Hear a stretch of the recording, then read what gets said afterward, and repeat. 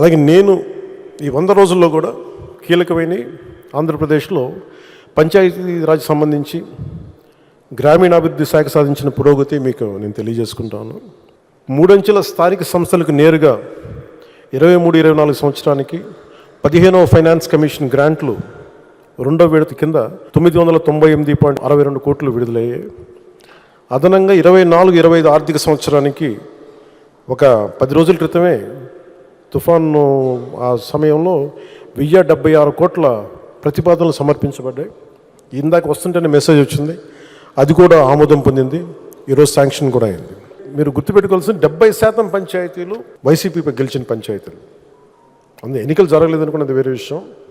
కానీ ఆ పంచాయతీలకు కూడా కూటమి ప్రభుత్వం తన మనాని భేదం చూడదు, మన పార్టీ తన పార్టీ అని చూడదు. అందరికీ సమానంగా మేము చూస్తామని, డబ్బులు కల్పిస్తామని అంటానికి చిన్న నిదర్శనమే స్వాతంత్ర దినోత్సవం మరియు గణతంత్ర దినోత్సవ వేడుకల కోసం గ్రామ పంచాయతీల వ్యయ పరిమితిని 5,000 జనాభా వరకు ఉన్న గ్రామ పంచాయతీలకు 10,000 రూపాయలు, 10,000 రూపాయల కంటే ఎక్కువ జనాభా ఉన్న వారికి 25,000 రూపాయలు పెంచడం అయింది. రాష్ట్ర వ్యాప్తంగా ఉన్న మొత్తం 13,326 గ్రామ పంచాయతీల్లో 23 ఆగస్టు 24న గ్రామ సభలు నిర్వహించి తిరిగి పంచాయతీలకి పునర్జీవనం కల్పించడం.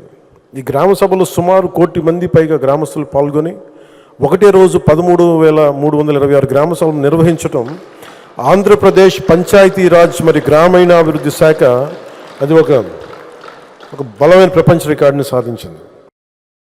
మన గవర్నమెంట్ ఆఫ్ ఇండియా ఈ పంచాయతీరాజ్ శాఖ కూడా ఆంధ్రప్రదేశ్ తాలూకు న్యూస్ని కట్ చేసి అక్టోబర్ 2న గాంధీ గారి జన్మదినం సందర్భంగా అన్ని దేశంలో మొత్తం గ్రామ సభలు మీరు చేయాలని మన ఆంధ్రప్రదేశ్ తాలూకు ఈ 13,326 గ్రామ పంచాయతీలను మనం ఒకటే రోజున ఎలా చేసాం, దీన్ని మీరు తీసుకోండి అన్నట్టుగా వాళ్ళు ఆర్టికల్ మరి పోస్ట్ చేసి మరీ పెట్టారు. 24-25 ఆర్థిక సంవత్సరానికి రాష్ట్రీయ గ్రామ స్వరాజ్ అభియాన్ కింద వాళ్ళ వార్షిక కార్యాచరణ ప్రణాళికను ఆంధ్రప్రదేశ్ రాష్ట్రానికి 215.80 కోట్ల బడ్జెట్తో కేంద్ర ప్రభుత్వం ఆమోదం పొందడమైంది.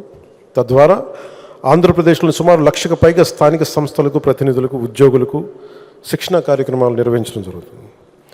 గ్రామ పంచాయతీలకు ఆదాయ వనరులు అభివృద్ధి చేయడం కొరకు వినూత్న కార్యకలాపాలకై ప్రత్యేక దృష్టి సారించడం, తద్వారా ఆర్థికంగా స్వయం సమృద్ధి పొందేలా ఆర్జీఎస్ఏ ప్రణాళికని రూపొందించాం. రాష్ట్ర ప్రతిపాదన 40 కోట్లను సిఇసి ఆమోదించింది. 500 కంప్యూటర్లు, ఉపకరణాలు కొనుగోలు చేయటం, రాష్ట్ర స్థాయిలో ఒక స్టూడియోని ఏర్పాటు చేయటం, మరి జిల్లా లెర్నింగ్ ఫెసిలిటీని కూడా ఏర్పాటు చేయటం వంటి రాష్ట్ర ప్రతిపాదనలను మన నరేంద్ర మోదీ గారి నాయకత్వంలో కేంద్ర ప్రభుత్వం ఆమోదించింది. అలాగే ఉపాధి హామీ పథకంతో మే 20వ తేదీ నుండి పెండింగ్లో ఉన్న కూలీల వేతనాలను గత ప్రభుత్వం ఇవ్వకపోతే వాళ్ళ పెండింగ్లో ఉంచిన వేతనాలని 2,081 కోట్ల రూపాయలని వెంటనే ఈ ఉపాధి హామీ పథకం కోసం కూలీల వేతనాలు చెల్లించడం అయింది. స్థానిక సంస్థలకి, పంచాయతీ సంస్థలకి అసలు డబ్బులు లేవు. అధికారులు యంత్రాంగాన్ని రివ్యూ మీటింగ్స్లో చేస్తున్నప్పుడు అడిగితే డబ్బులు రావాలి, ఏం చేయాలో తెలియట్లేదు అనే స్థాయి నుంచి ఆయనకి ఒకసారి నేను తెలియజేసుకున్నాను, ఇట్లా డబ్బులు కొంచెం ఒక రోజు సమయం ఇవ్వండి అని చెప్పి స్థానిక సంస్థలకి ఆయన 1,452 కోట్లు ఇచ్చి నిర్జీవం అయిపోతున్న పంచాయతీలకి, నీరసపడిపోతున్న పంచాయతీలకి తిరిగి ప్రాణం పోశారు చంద్రబాబు గారు 1,452 కోట్ల రూపాయలు ఇచ్చి. ఆగస్టు 23వ తారీఖు రాష్ట్ర వ్యాప్తంగా మునిపెన్నడూ లేని విధంగా ఒకే రోజున గ్రామ సభల్లో గ్రామీణ సభ నిర్వహించని తెలుసు. అలాగే ఉపాధి హామీ పథకం ఈ ఆర్థిక సంవత్సరం సరిపడా 4,500 కోట్ల రూపాయల పనులకు గ్రామ సభలు ఆమోదం తీసుకోవటం అయింది. 46,745 ఎకరాల్లో ఉద్యానవన పంటల కొరకు మొక్కలు నాటడం జరిగింది.